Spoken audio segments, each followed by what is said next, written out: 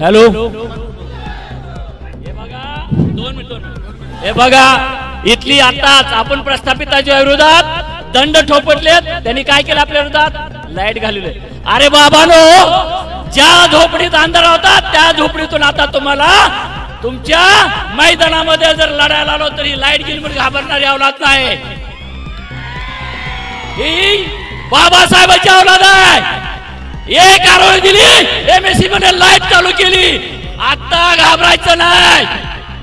मल्हार राजाची कन्या रणंगणामध्ये बाबासाहेबांच्या आशीर्वादाने. आणि निश्चित या तालुक्यामध्ये परिवर्तन झाल्याशिवाय राहणार नाही इथली जनता.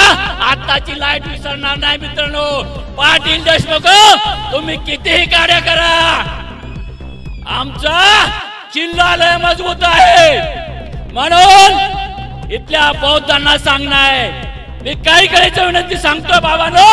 या तालुक्यामध्ये 30 वर्ष झालं छाती ठोकून बाबासाहेब सांगतोय, तुम्हाला आता ही जर वेळ कळालीच नाही, आता जर तुमच्या डोक्यात नाही आलं तर मग आपली प्रगती विसरा. आरक्षण जाणार आहे.